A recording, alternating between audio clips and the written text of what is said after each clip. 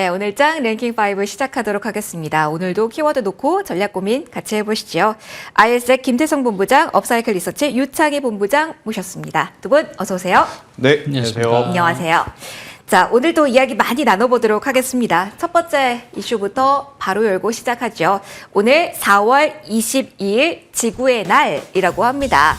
이재명 대선 경선 후보가 2040년까지 석탄 발전 폐쇄한다라면서 친환경 관련 로드맵을 제시를 했습니다. SNS에 올린 글 하나로 관련주가 널뛰기 시작했는데요. 연속성에 대한 부분 그리고 어디까지 포인트로 보고 바라볼지 이야기 시작해 보도록 하겠습니다. 유창희 본부장에게 먼저 질문을 드릴게요. 오늘 장 초반에 탄소 포집 관련주 친환경 움직임이 좀 강했습니다. 지금까지도 이어지고 있고요. 그리고 원전은 조금 시들었지만 태양광, 풍력, 수소 골고루 움직임이 좀 나오고 있거든요. 좀 작은 종목뿐만이 아니라 다른 쪽에서도 움직임이 나오고 있어서 친환경이라는 키워드는 정책 테마 이상으로도 볼 수 있는 건지 어떤 시각으로 오늘 오후는 봐야 되는지 팁 먼저 주시면 좋을 것 같아요. 뭐 일단은 전체적으로 봤을 때 지금 뭐 계속 어떤 후보의 말 한마디에 주가가 좀 움직임이 계속 나오고 있어요. 뭐 특히 이제 뭐 친환경 관련해서는 사실은 우리나라뿐이 아니라 전 세계적으로 계속 주목을 받을 수밖에 없는 분야다 생각을 좀 하고 있고요. 미국 같은 경우도 탄소 포집 관련해가지고 상당히 좀 기대감이 좀 있었죠. 대선 끝나고 나서도. 그래서 저는 이런 쪽에 대해서의 어떤 정책은 계속 이어질 수밖에 없지 않을까 생각을 좀 하고 있습니다. 특히 이제 우리가 탄소를 그러니까 이산탄소 배출을 줄이기 위해서 뭐 여러 가지 활용을 하고 있지만 또 거기에 맞춰서 탄소 포집이라든지 또 탄소 배출권 관련해서 또 우리가 계속해서 주목을 좀 한다라면 관련된 기업들 뭐 최근에 기술력이 좀 인정받으면서 뭐 에어레인 같은 경우는 오늘 뭐 아주 강하게 상승하는 건 아니지만 주목을 좀 받았었던 부분들이 좀 있었거든요. 그래서 그런 부분들에 대한 관심도는 꾸준히 이어질 수 있다 생각하고 있고, 다만 이제 워낙에 소형주다 보니까 주가 연소성을 우리가 어떻게 확인하는지는 내일 혹은 앞으로 조정을 받을 때 최근에 보면 에코바이오, 그린케미칼, 뭐 에어레인 같은 경우도 보신다라면 지난번에 강하게 상승한 다음에 가격 조정이 아니라 기간 조정이 나오면서 2차 상승에 성공을 하는 것이거든요. 그러면 앞으로도 마찬가지로 가격 조정이 아니라 기간 조정의 모습을 좀 보여준다. 그럼 충분히 추가적인 어떤 정책이라든지 뭐 이슈에 따라서 상승 가능성 열어놓고 접근해 볼 수 있지 않을까 판단하고 있습니다. 그러면 오늘 같은 날은 어떤 종목을 중심으로 봐야 돼요? 탈플라스틱 공약도 같이 나와서 그 관련주 가운데서는 세린 BNG가 지금 상한가고요. 그리고 탄소 포집 쪽에서는 지금 그린케미칼이 가장 강한데 좀 작은 섹터 가운데서 이 영향력을 가장 잘 볼 수 있는 종목을 어떤 종목으로 보고 우리가 좀 전략을 세워보면 될까요? 뭐 사실은 이제 뭐 지금은 다 워낙에 오를 때 같이 좀 급등을 하는 것이고 또 이게 연속성을 얼마나 뛸지 여부를 좀 봐야 된다는 생각을 좀 하고 있어요. 말씀하신 것처럼 이제 플라스틱 관련해서도 사실은 이제 현 정부에서도 이 공약을 못 지킨 부분들이 좀 있었거든요. 그러니까 그러다 보니까 이제 언론 같은 거 보면 종이 빨대를 엄청나게 생산을 해놨는데 이게 의무사항에 미뤄지거나 하다 보니까 뭐 타격을 받았다 뭐 이런 얘기가 좀 있었던 사례도 좀 있었죠. 그런데 이제 앞으로는 이런 부분들에 대해서 플라스틱 사용량을 계속 줄일 수밖에 없는 부분들로 갈 것이고, 그럼 관련돼서 어떤 기업들에 대한 어떤 관심도 높아질 수 있겠지만 오늘 급등했고 내일도 급등한다라고 보긴 좀 힘들다 생각 좀 하고 있어요. 그래서 이쪽에 대해서의 접근은 좀 제한적으로 보시는 게 맞지 않을까. 오히려 저는 아까도 말씀드렸지만 뭐 탄소 포집이라든지 이런 부분들이 지금 보면 많이 올라온 것 같이 보이지만 제가 봤을 때는 추가적인 상승 가능성도 있다. 그래서 뭐 에어레인이라든지 또 캠트로스 같은 기업들도 좀 관심 있게 볼 수 있는 후발주자가 될 수 있지 않을까 판단을 좀 하고 있습니다. 계속 관련주는 리스트업 해놓고 흐름은 봐야 된다. 연속성 여부를 보자라고 조언 주셨습니다. 저희 친환경 오늘 멘트에 따라 정책주 좀 작은 종목들 움직이는 거 위주로 봤는데요. 조금 더 이야기 키워나가 보도록 하겠습니다. 김태성 본부장님과 친환경 전체를 보면 어떻게 아이디어를 잡을 수 있을지 질문을 드려볼게요. 오늘 오후장으로 갈수록 풍력 쪽이 사실 강해요. 네. 태양광이 오전에는 더 강하게 올라왔다가 풍력 쪽으로 움직이고 있어서 이게 헷갈리실 것 같아요. 정책 안에서의 순환매 논리로 봐야 될지 아니면 탄소 포집이 끌어올려서 친환경 내에서의 수급 이동을 봐야 되는 건지 그 울타리를 하나를 정해야 된다면 어느 쪽으로 본부장님 보시겠습니까? 후자의 경우가 맞는 것 같아요. 그러니까 탄소 포집이 불러일으킨 신재생 에너지에 대한 관심도 이렇게 좀 정리를 해드릴 수 있을 것 같은데 개인적으로 제가 폭력을 싫어하는 것은 아니에요. 네. 그런데 시장의 지금 중심은 미국이고 또 미국은 트럼프 대통령의 발언에 굉장히 또 민감하게 반응할 수밖에 없는 시장이죠. 그 트럼프가 상대적으로 태양광은 긍정적으로 좀 많은 코멘트를 해줬어요. 반대로 이 폭력 같은 경우에는 부정적인 이야기들이 많았습니다. 네. 그러니까 오늘 우리나라 내부적인 정책적인 요인에 인해서 폭력주들이 올라오곤 있긴 합니다만 폭력에 대한 중장기 추세에 대해 기대감은 저는 조금은 상대적으로 태양광보다는 약하지 않겠는가라는 생각이 들어요. 그래서 단기 시세는 많이 눌렸었던 폭력 쪽으로 이제 보시는 건 맞지만 중장기 투자의 관점으로는 여전히 우리나라 이 태양광 관련주들 OCI 홀딩스, 신성 ENG, 뭐 하나솔루션, HD현대에너지솔루션 이런 쪽을 바라보는 게 저는 더 맞겠다라는 생각이 듭니다. 그 이유는 뭐냐면 오늘 이제 정부 정책에 대한 이야기 때문에 하나 또 묻힌 뉴스가 있는데 동아시아 쪽 그러니까 뭐 베트남이라든지 캄보디아, 말레이시아 이쪽에 우회돼서 들어온 태양광 패널도 미국이 전수조사한다고 뉴스가 나왔거든요. 맞아요. 결국 그건 중국의 이 우회 통로를 막겠다라는 거죠. 그러면 여기서 이제 우리가 수혜를 받을 수 있는 산업은 명확하게 콕 집어서 하나를 본다라고 하면 태양광. 또 오해 좀 있죠. 흐름이 약하더라고요. 네, 좀 약합니다. 네. 약한 상황이라서 왜냐 오늘 굉장히 많은 정책 테마주들이 지금 힘을 좀 받고 있는 상황이라서 흩어지고 있긴 합니다만 저는 중장기적으로 우리가 테마주 할 때 굉장히 위험한 게 뭐죠? 들어가는 게 문제가 아니라 나올 때 박자 잘못 맞추면 물리는 경우가 많잖아요. 그렇죠. 그런 것들에 대한 어떻게 보면 고민을 좀 덜고 투자를 할 수 있는 쪽은 태양광이 아닐까라는 의견 한번 드려보도록 하겠고 오늘 탄소 포집에 대해서 말들이 많을 수밖에 없죠. 그런데 여기서도 여러분들이 차이점을 좀 잘 알고 가셔야 되는 게 CCUS가 하나의 기술이 아닙니다. CCU가 있고 네. CCS가 있습니다. 지금 CCS는 그냥 탄소를 해당 제품에서 뽑아서 저장을 하는 걸 CCS라고 하고요.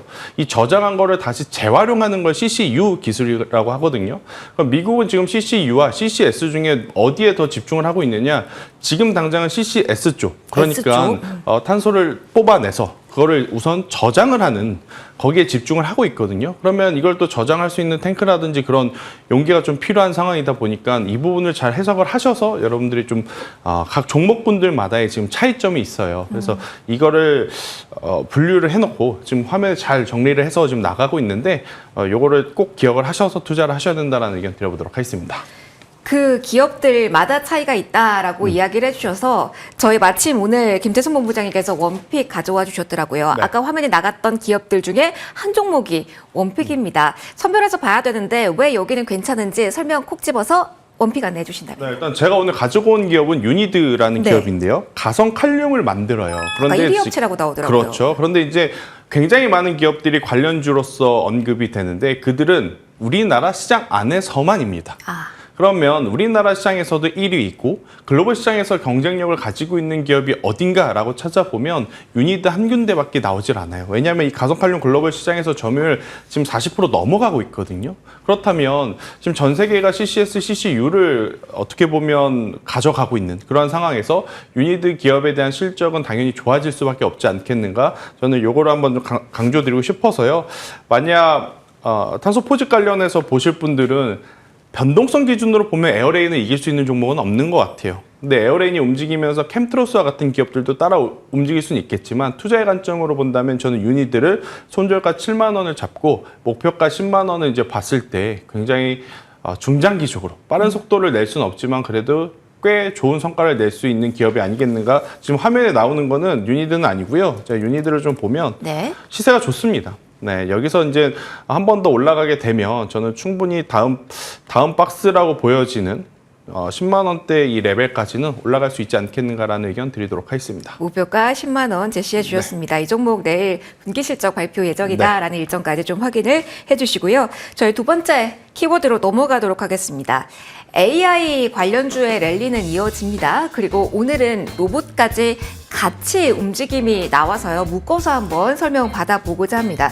유창희 본부장님, 저희가 AI랑 로봇을 묶었거든요. 로봇에 관해서는 뭐 일단 정책적인 코멘트가 아직은 나오진 않았지만 뉴스는 꾸준하게 되고 있어요.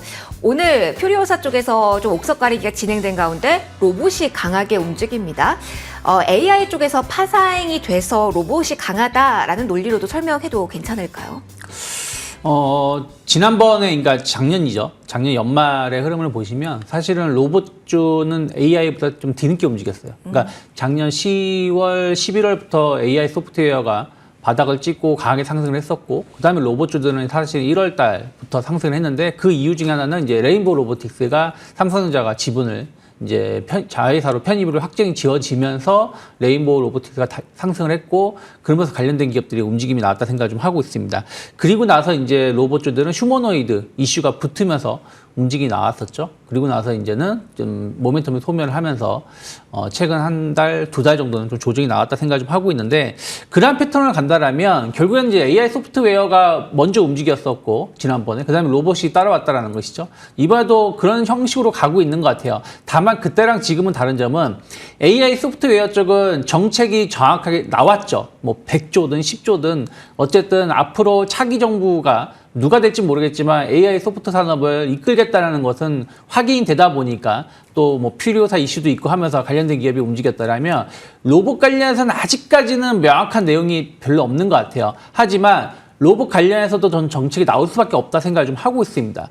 특히 이제 우리가 관세 우려감, 여기에 최대 수혜를 입을 수 있는 것도 로봇이라 저는 생각을 좀 하고 있거든요. 그렇기 때문에 지금은 순환매 성격의 상승이 좀 이어지고 있고, 이제는 정책으로 조금 기다림이 나온다라면 로봇주들은 지금 충분히 투자해볼 수 있는 매력이 높은 섹터 중에 하나가 아닐까 판단하고 있습니다. 그럼 오늘 오후에라도 매수에 나서도 괜찮은지, 로봇주를 고를 때 포인트가 있다면 이야기해 주세요. 이전에 뭐 로봇 한다면 유창희 본부장님은 클로버 제시해 주신 바 있는데요. 어떻게 선별을 오후작에 좀 하는 게 좋을까요?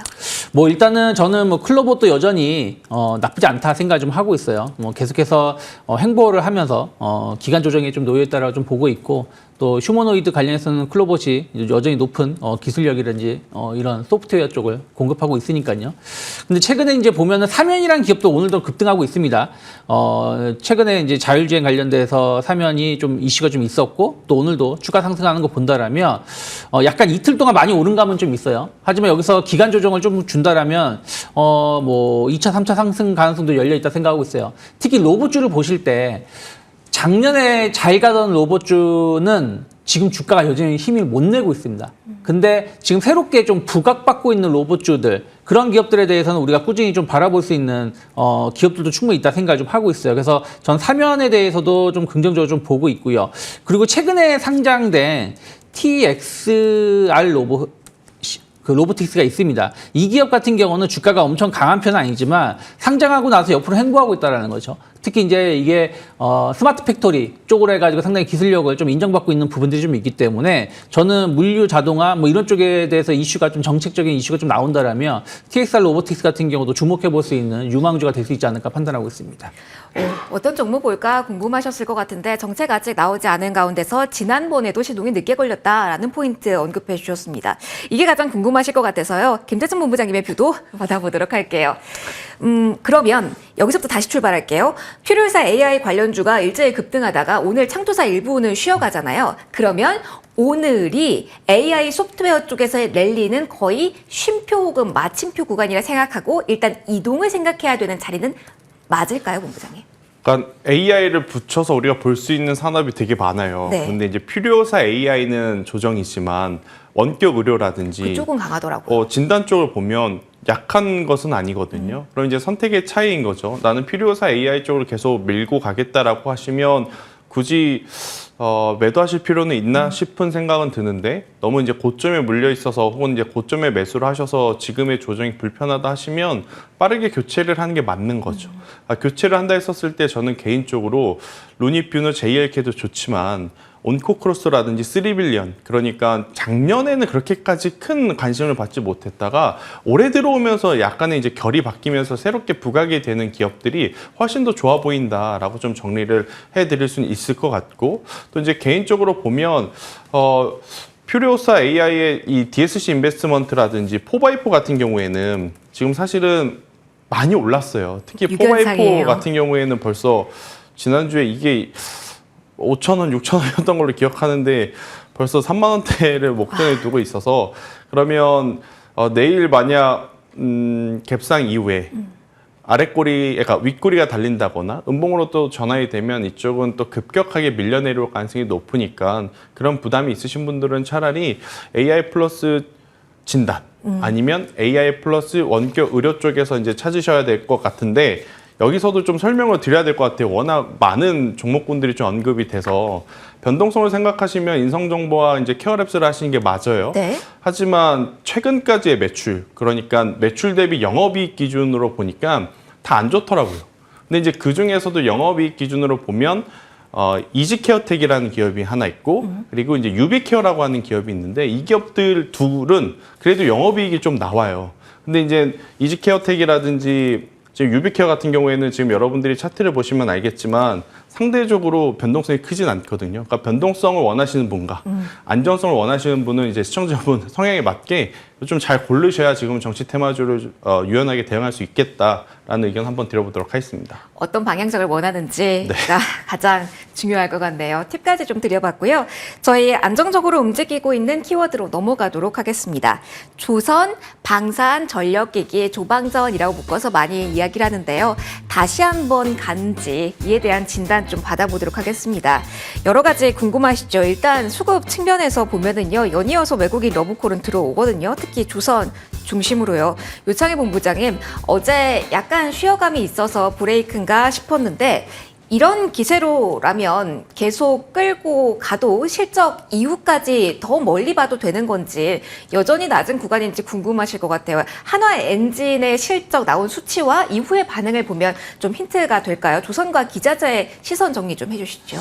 뭐 조선주들 실적 전 나쁘지 않을 거라 생각 좀 하고 있어요.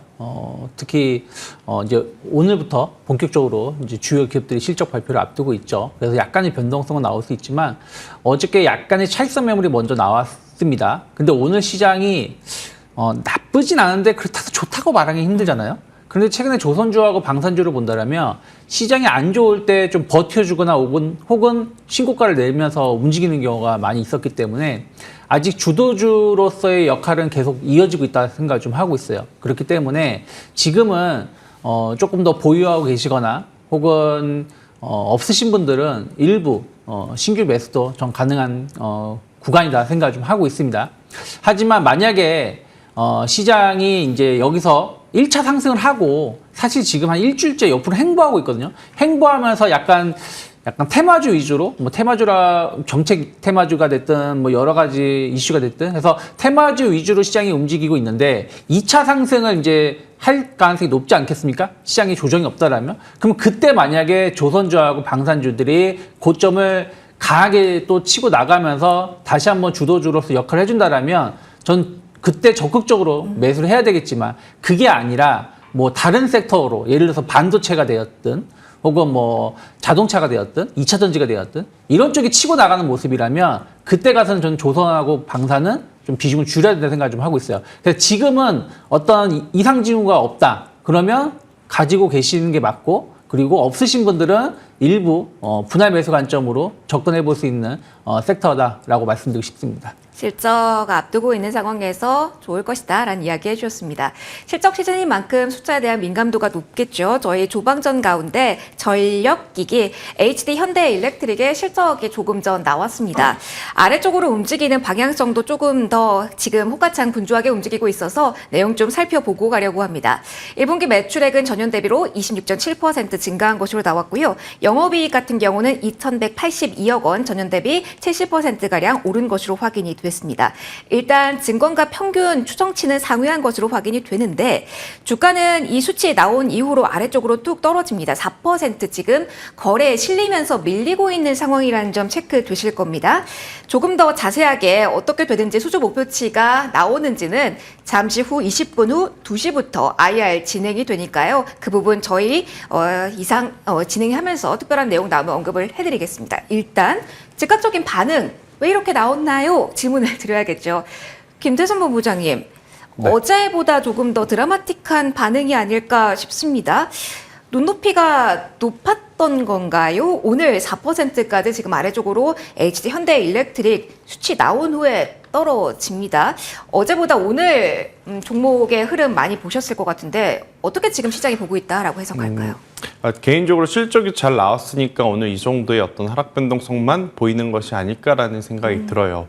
어제 이제 LS 일렉트릭 같은 경우에도 그다지 좋지 못한 흐름들이 좀 나왔었고, 이제 글로벌 시장 전체적으로 전력이 한쪽에서는 계속 필요하다고는 합니다. 실제로 필요한 상황이기도 하고. 하지만 과거에, 그러니까 작년과 재작년에 이들이 움직였을 때 잘 옆에서 서포트, 보조해줬던 섹터가 바로 반도체예요. AI고 데이터 센터입니다. 근데 이쪽이 사실 우리나라 같은 경우에는 대내적으로 뉴스가 나오니까 움직이는 종목군들이 굉장히 많은 것 같고 순환매가 빠른 것 같지만 글로벌적으로 지금 데이터 센터라든지 AI 초고사양 메모리 반도체 칩에 대해서는 의심의 눈초리가 아직은 좀 깔려 있는 상황이고, 또 엔비디아의 주가 또한 좀 녹록지 못한 상황이다 보니 나홀로 전력 설비 관련주들이 움직이기에는 다소 부담이 될 수는 저는 있을 것 같아요. 오늘 아침에 제가 한 9시 반 10시까지만 하더라도 그래도 3대장 중에 HD현대일렉트릭과 효성중공업과 LS일렉트릭 중에 그래도 본다면 HD현대일렉과 효성중공업이고, 그래도 오늘 아침 시세를 기준으로 본다면 효성중공업은 나름대로 더 위로 올라갈 수 있지 않겠나 생각을 했는데, 지금 공교롭게도 세 종목 모두 지금 유사한 조정을 좀 보이고 있는 상황이라 가지고 계신 분들이 빠르게 매도하실 필요는 없을 것 같아요. 잠시 후에 IR을 통해서 수주 잔고라든지 이런 부분을 다 듣고 판단을 하셔야 될 것 같지만, 없으신 분들이 지금이라도 사야 될까? 살 수는 있습니다. 네. 하지만 우리가 작년 연말 그리고 작년 내내 보여줬던 역시나 전력기기, 역시나 HD현대일렉트릭, 역시나 효성중공업, 이 속도는 만족시켜주지 못할 가능성은 있어요. 그래서 이 부분을 잘 고민을 하셔서 저는 선택을 하셔야 될 것 같고, 앞서 유창희 대표님이 이야기하셨던 저는 조선이라든지 제가 지금 이야기하는 전력기기는 산업은 너무 좋은데 산업의 좋고 나쁘고와 주식을 사고 파는 것은 별개로 본다라는 기준으로 사는 건 사는 건데 속도에 대한 욕심을 좀 내려놓으실 필요는 있지 않겠는가라는 의견 드리겠습니다. 확인을 일단 하는 것도 나쁘지 않겠다라는 조언까지 함께 주셨습니다. 저희 한 종목 더 이야기하고 넘어갈게요. 하나 에어로스페이스는 궁금하실 것 같아서 유창희 본부장님과 짚고 넘어가도록 하겠습니다. 핵심만 좀 잡아주세요. 유증희 씨 나온 이후에 계속 그래도 올라가잖아요. 네. 그래서 궁금하실 것 같아요. 오늘도 금감원의 정정 요구 또 한 번 나왔습니다. 이렇게 거듭 정정 요구가 된다라고 하면 유증이 무산되고 결국은 뭐 제3자 배정만 들어오는 게 아닌가라는 이야기도 함께 나옵니다. 연이어서 무산이 되고 있는 상황, 오늘도 한 번 더 뉴스가 나와서 점검해보려고 합니다. 보유자분들은 어떤 시선으로 지금 상황 보셔야 될까요? 저는 뭐 최악의 상황은 지나갔다. 그러니까 무슨 말씀이냐면 그때 3조 6천억 유상지작 뜬금포로 발표를 했을 때 주가 출렁거렸습니다만은 다들 이제 기대감이 금감원을 기대했던 것 같아요. 왜냐면 금감원이 지난 이스페타시스 이슈도 있었고 두산그룹 이슈도 있었을 때 좀 방어를 좀 해줬기 때문이죠. 그러면 유상지가 줄어들 수 있다는 어떤 기대감들. 이게 어쨌든 제3자로 한 1조 2천억, 1조 4천억이 빠지면서 많이 줄어들었고 여기에 대해서도 추가 한 10에서 15% 더 줄어들 수 있다는 어떤 기대감들이 좀 있는 거 아니겠습니까? 지난번 금감원의 어떤 발언의 내용을 본다면 그러면 이미 유상증자의 악재는 이미 주가에 반영되었고 앞으로 이제 오히려 금액이 줄어들 수 있다라는 부분들, 그럼 그런 것들에 대한 어떤 기대감, 또 실적에 대한 어떤 기대감을 감안한다라면, 물론 이제 1분기 실적이 사실은 작년에 4분기 실적만큼 엄청난 성장을 보여준다라면 뭐 바로 100만 원 간다라고 볼 수 있겠지만, 그러지 못했을 때의 어떤 해석이 중요하다 생각하고 있지만, 저는 그렇다고 해서 하나 에어로스페이스에 대한 또 긍정적 시각이 엄청나게 변할까? 그렇게 보고 있지는 않습니다. 그러면 쉽게 설명해 드린다라면 그냥 목표가 100만 원 딱 설정해 놓고 좀 끌고 가신 전략 이어가신다라면 저는 상반기 중에 충분히 목표가 달성 가능하지 않을까 생각하고 있습니다. 그래도 황제주로 등극할 수 있다라는 아이디어까지 주셨네요. 저희 조방전 골고루 나온 키워드들 설명 쭉 받아봤습니다. 4위 넘어갈게요. 시장 이야기도 함께 담게 될 것 같은데요. 반도체 이야기 해보겠습니다. 아까 제가 HD 현대일렉트릭 실적 나오고 왜 털썩이나요? 라고 질문을 드렸을 때 수치가 그래도 이 정도니까 선방한 겁니다. 라고 이야기해 주셨던 김재준 본부장님.